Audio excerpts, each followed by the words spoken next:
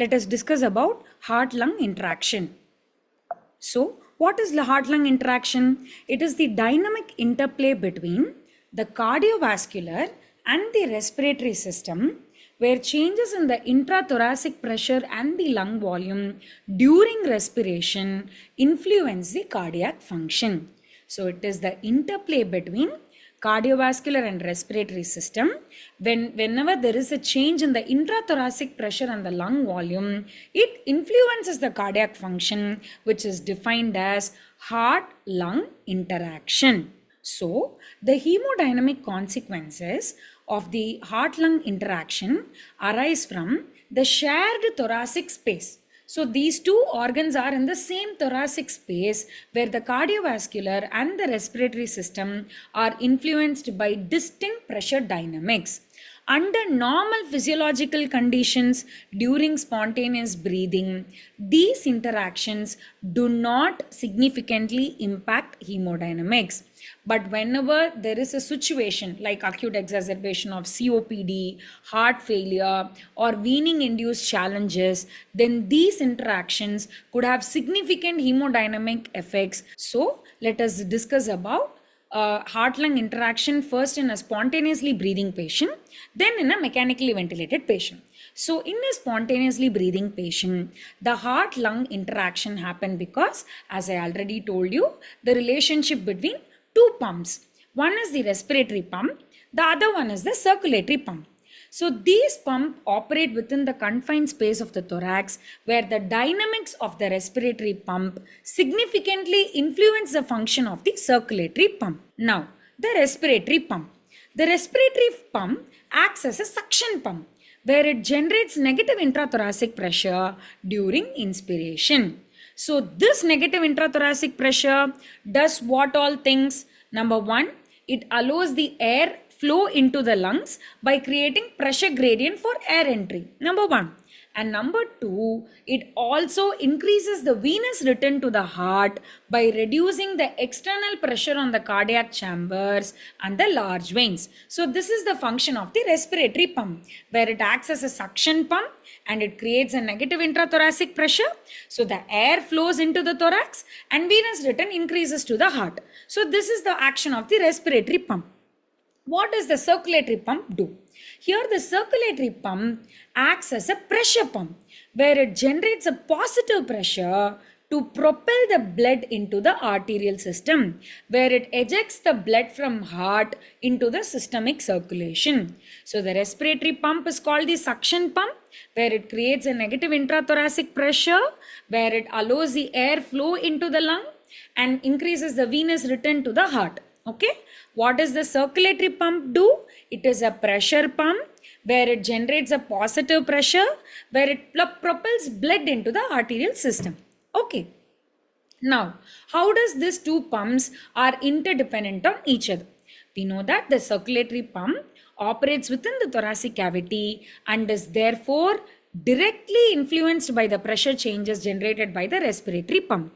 As I already told you, the negative intrathoracic pressure during inspiration affects the right heart filling. It enhances the venous return, it increases the right heart preload, and it increases the left ventricular afterload. So we will see this in detail in the next slides, but I am just telling how those two pumps are interdependent. Because of the respiratory changes, the right heart changes happen, the left ventricular changes happen, and these pressure shifts can have complex effects on cardiac output and hemodynamics depending on the balance between the respiratory and the circulatory demands. So let us see how does this heart-lung interaction happen in a spontaneously breathing patient. Step 1, that is initiation, that is inspiration. Whenever a spontaneous inspiration begins, we know that there is contraction and the descent of the diaphragm. And at the same time, whenever there is spontaneous inspiration, there is also negative intrathoracic pressure. Right? So as I already told you, whenever the intrathoracic pressure is low, that is negative, even when the alveolar pressure is low and drops below the atmospheric pressure, the air enters the airway. This happens during inspiration. But at the same time, the diaphragm is contracting and descending down, right? So this causes increase in the intra-abdominal pressure.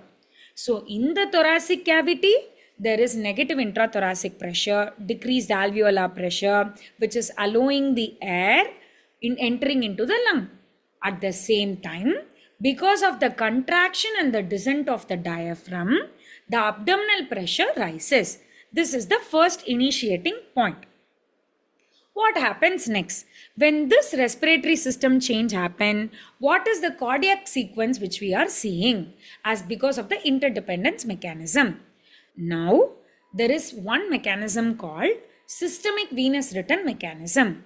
How does systemic venous return happen? It is driven by the pressure gradient between the upstream capacitative venous system and the downstream right atrium.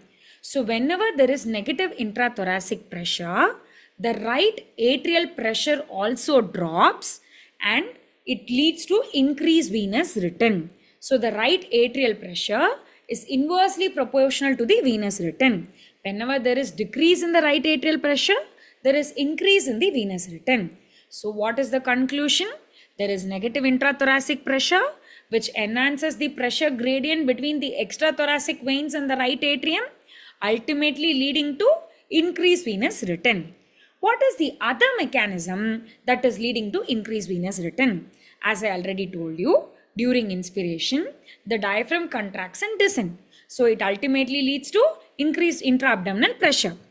This increased intra-abdominal pressure raises the mean systemic pressure and drives the blood flow into the thorax. So the overall net effect is increase in the right ventricular preload during inspiration. Okay. So till now what all we have seen? There is an initiation, there is an inspiration, negative intrathoracic pressure, air is flowing into the lung, but there is increase in the intra-abdominal pressure. What is happening to the cardiac side? Because of the negative intrathoracic pressure, when the pressure gradient between the extrathoracic veins and the right atrium varies, the right atrial pressure drops down, the venous return increases. And at the same time, because of the increase in the intra-abdominal pressure, it raises the mean systemic pressure and drives the blood flow into the thorax, ultimately leading to increase in the right ventricular preload. What happens next? Now we have seen the inspiration, we have seen the right ventricular preload. What happens to the right ventricular afterload? For that, we will just see the basic anatomy of the pulmonary vessels. We know that the pulmonary circulation can be divided into alveolar vessels and extraalveolar vessels, meaning intraalveolar and extraalveolar vessels. Whenever the alveoli expands, there is compression of the intraalveolar vessels, and at the same time there is dilation of the extraalveolar vessels. So the intraalveolar vessel resistance increases, the extraalveolar vessel's resistance decreases. This is what happens whenever the alveoli expands, right? So the total pulmonary vascular resistance follows a U-shaped curve. Whenever there is a functional residual capacity, the pulmonary vascular resistance is minimal, right? But whenever the alveoli is expanding, whenever it moves away from the FRC, definitely the intraalveolar pressure increases, the intraalveolar arterial resistance increases, but the extraalveolar vessel resistance decreases. Okay, and the pulmonary circulation always follows a gravitational gradient of vascular alveolar pressure difference. So whenever there is inspiration, deep inspiration, it decreases the intrathoracic pressure more than the alveolar pressure.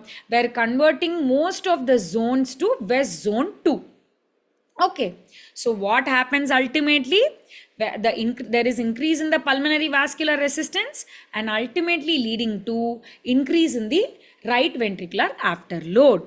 Okay, So what happens in a spontaneously breathing patient with right ventricular afterload? Because of the expansion of the alveoli and because of the compression of the intraalveolar vessels and increasing in the intraalveolar resistance, and because of the decrease in the extraalveolar vessel resistance, overall there is increase in the right ventricular afterload. But in normal conditions, when there are no deep inspiratory efforts and the lung compliance is normal and optimal breathing conditions are happening, this increase in the resistance is very minimal. Now we have seen the right side of the heart. So we saw that during inspiration, the intrathoracic pressure becomes negative, the airflow enters and the venous return increases. So there is increase in the right ventricular preload. And at the same time, because the alveoli is expanding, there is increase in the intra-alveolar arterial resistance, leading to increase in the pulmonary vascular resistance, leading to increase in the right ventricular afterload. So this happens during spontaneous breathing. Now, what happens to the left ventricular preload during inspiration in a spontaneously breathing patient? So initially, there could be squeezing of the pulmonary veins into the left atrium, where it may mimic that there is increase in the left ventricular preload. But this effect is very minimal. What actually happens is, two different mechanisms happens. Number one is the serial ventricular interdependence. And number two is the parallel ventricular interdependence. What is serial ventricular interdependence? If suppose the right-sided ventricle was preload dependent, because there is increase in the preload during inspiration, the right ventricular stroke volume increases. This effect to be transmitted to the left ventricle, it takes time till during subsequent expiration because of the pulmonary transit time. It doesn't happen during inspiration. This transmission happens till during the expiration because of the pulmonary transit time. So what ultimately it leads to? It does not increase the left ventricular preload during inspiration. This happens in the subsequent expiration because of the transit time. This mechanism is called serial ventricular interdependence. Then comes the second mechanism, that is parallel ventricular interdependence. We know that the right-sided preload increases during inspiration in a spontaneously breathing patient. When this right ventricular volume increases during inspiration, it compresses the left ventricle because both the chambers are inside a pericardial sac where the pressure dynamics are tightly managed, right? So whenever the right ventricle distends because of the increased volume, it compresses the left ventricle. This will also ultimately lead to reduction in the left ventricular preload.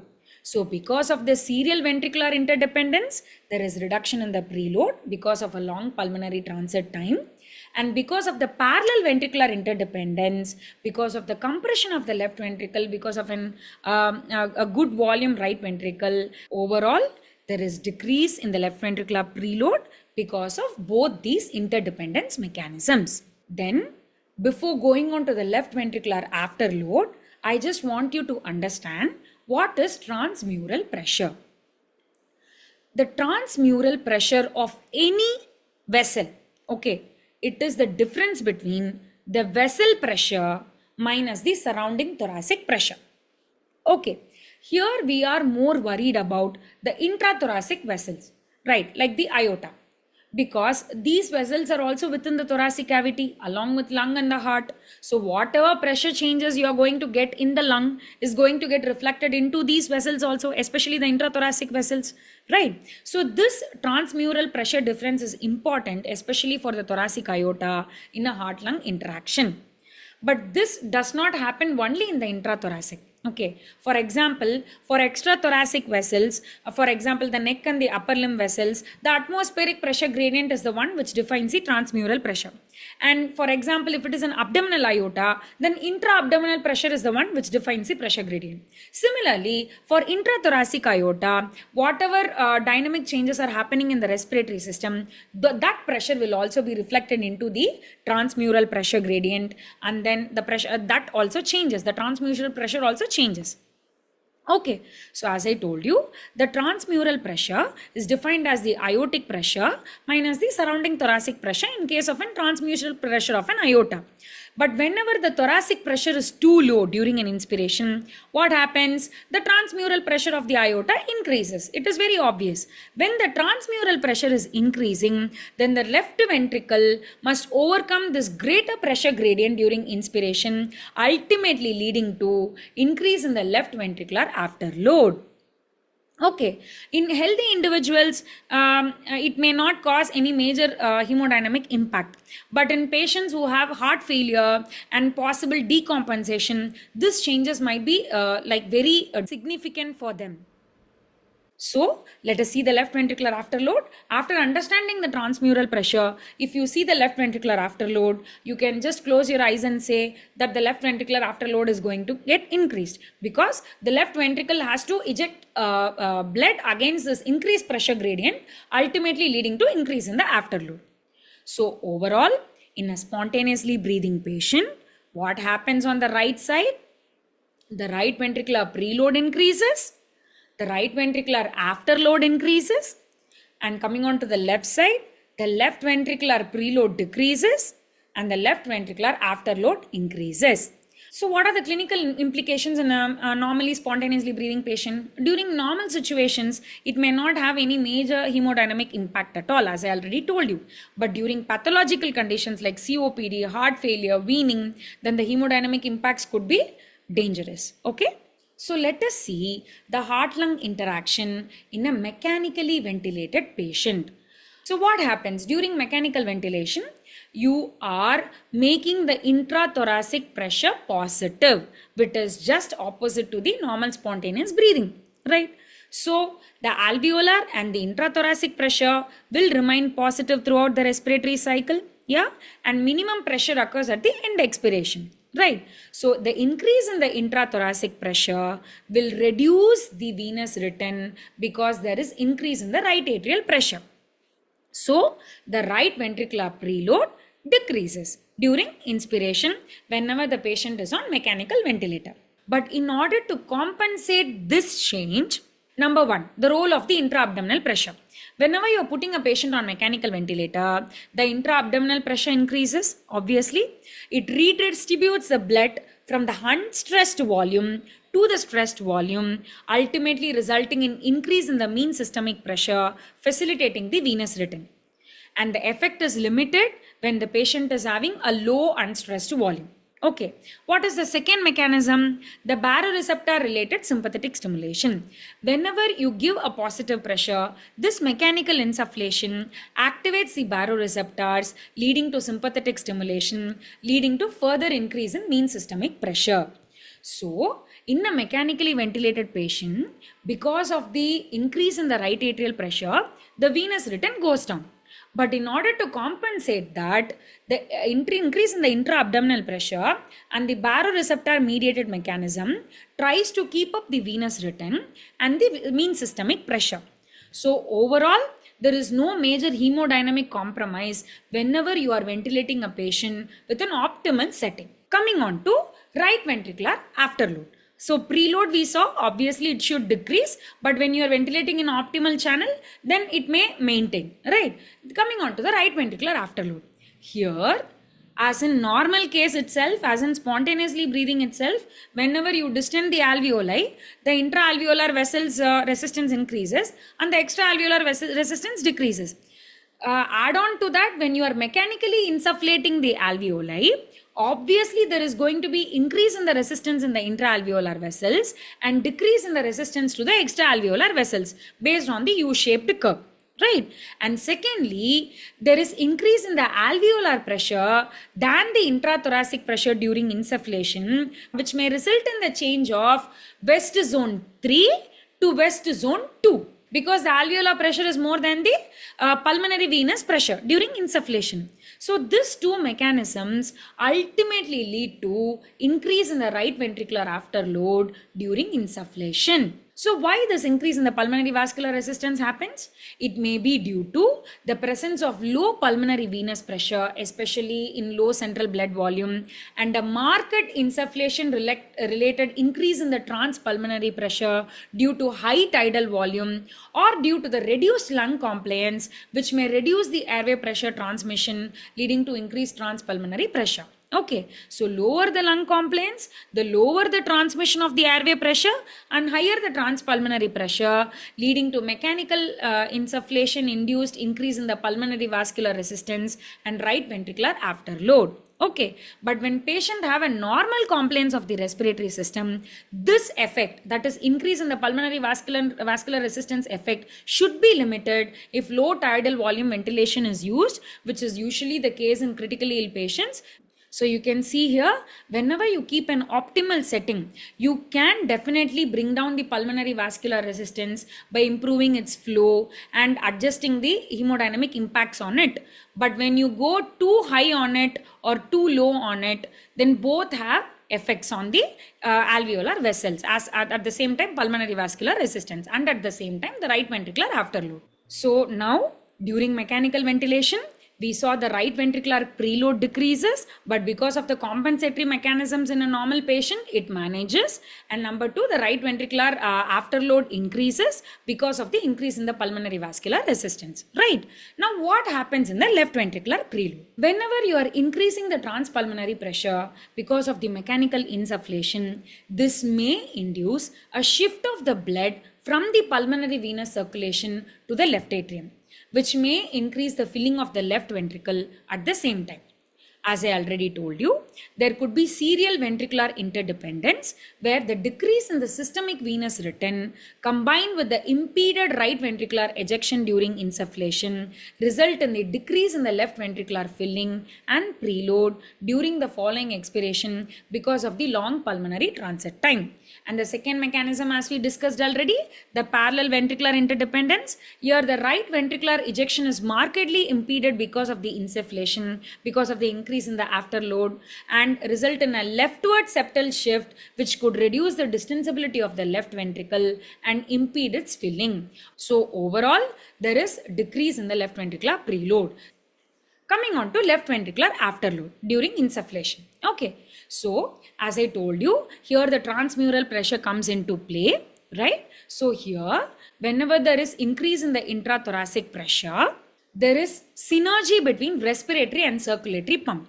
Both the pumps generate positive pressure simultaneously during insufflation. This increase in the intrathoracic pressure is transmitted to the left ventricle as well as into the intrathoracic aorta. Okay, so there is a reduction in the transmural aortic pressure, so leading to reduction in the left ventricular afterload, because the pressure against which the left ventricle has to pump has gone down, so the left ventricle afterload is also gone down. This may lead to a better ejection when it happens during mechanical insufflation. So what happens during inspiration? There is increase in the left ventricular stroke volume, increase in the arterial pulse and systolic pressure because of the reduction in the transmural aortic pressure. During expiration, there is decrease in the left ventricular stroke volume, there is decrease in the arterial pulse and systolic pressures. So what are the clinical implications? In acute exacerbation of COPD, there could be dynamic hyperinflation, which may alter the venous return and the RV afterload, right? So excessive intrathoracic pressure swings can impair the systemic venous return and RV function. So here the optimal setting might help. Coming on to acute left heart failure. There is an increase in the LV afterload due to the accentuated inspiratory negativity. So positive pressure ventilation reduces the preload, afterload, and may benefit the LV dysfunction. Okay. And what happens during weaning induced cardiac dysfunction? Transition to the spontaneous breathing may lead to unfavorable changes in the preload and afterload. Chronic ventricular dysfunction exacerbate this risk. So going on a slow weaning protocolized protocol and supporting them with Lasix or better to improve the contractility may help the weaning induced cardiac dysfunction when you take steps slow. Coming on to ARDS, altered lung compliance and PEEP levels may influence the RV afterload and systemic venous return. Overdistension from excessive PEEP can impair cardiac output and may also increase the pulmonary vascular resistance, right? And it may be useful in prediction of fluid responsiveness, especially the dynamic test utilize the heart-lung interaction principles, and the limitations could be low tidal volume ventilation, spontaneous breathing, and arrhythmias. This completes our heart-lung interaction. Thank you. So let us discuss about the West zones of the lung. So the distribution of the blood flow to the upright lung varies due to the impact of the gravity on the pulmonary perfusion. So this divides the lung into 4 distinct zones based on the pressure relationships. So according to the interplay between the alveolar pressure, arterial pressure and venous pressure, the lungs can be divided into special zones called West zones. And it is the cornerstone for understanding the pulmonary circulation and its physiological and pathological variations, influencing diagnostic and therapeutic approaches in respiratory and critical care medicine. So coming on to the zones. Zone 1, where alveolar pressure is higher than the arterial and venous pressure. And zone 2, where the arterial pressure is higher than the alveolar pressure and venous pressure, a relationship which changes during the respiratory cycle. Zone 3, where both the arterial and the venous pressure is higher than the alveolar pressure. And zone 4, where the interstitial pressure is higher than the alveolar or pulmonary venous pressure. So as I told you, Zone 1, where the alveolar pressure is more than the arterial and venous pressure. Zone 2, where the arterial is more than alveolar pressure. Zone 3, where the arteriolar and venous pressure is more than the alveolar pressure. And zone 4 is the interstitial pressure being higher than the alveolar pressure. Similarly, zone 1, which in normal patients we don't see. Zone 2, where the arterial is more than the alveolar, which has intermittent blood flow based on the pressure differences. And zone 3, where arterial venous is more than the alveolar, where there is continuous blood flow. So let us briefly discuss about all the zones. So zone 1, as I already told you, the alveolar pressure exceeds both the arterial and the venous pressure. So it is a poorly perfused region, often referred to as dead space. So here the blood flow is cyclical, occurring only during systole when arterial pressure temporarily exceeds the alveolar pressure. But no significant gas exchange happens under normal condition. So this is not seen in normal condition. Zone 2, where the arteriolar pressure is more than the alveolar pressure. Right. So here intermittent blood flow happens depending on the difference between arterial and alveolar pressures. Flow is determined by the gradient between pulmonary arterial and alveolar pressure. The blood flow increases with systole and decreases during diastole, particularly in hypovolemia.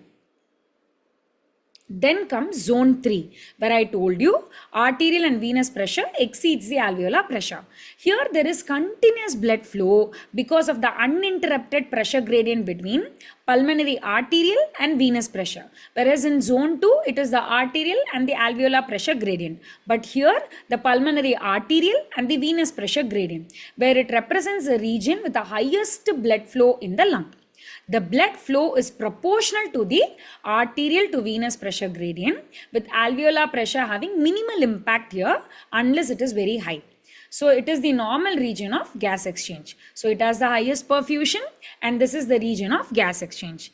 Then comes zone 4, where the interstitial pressure exceeds the alveolar and the venous pressure but not the arterial pressure. It is found in the most dependent areas of the lung, where the blood flow is reduced because the interstitial pressure compresses the extra-alveolar vessels.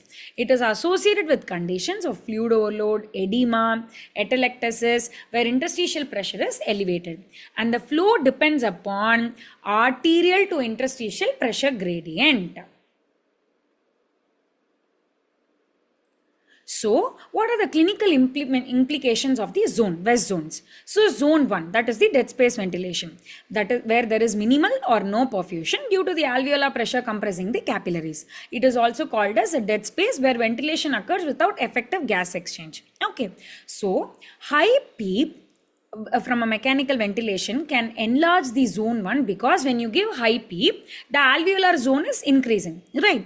And similarly, hypovolemia can reduce the arterial pressure, exacerbating the dead space. Because the second component is going down, obviously it exacerbates the dead space. And VQ mismatch increases, reducing oxygenation and increasing carbon dioxide retention. Okay. Coming on to zone 2. Here the blood flow depends upon the pressure gradient between arterial and alveolar pressures, which we already saw. So it happens during systole, it does not happen during diastole, right? But pulmonary hypertension alters the perfusion gradients, shifting zones, and exercise increase the arterial pressure, expanding zone 2.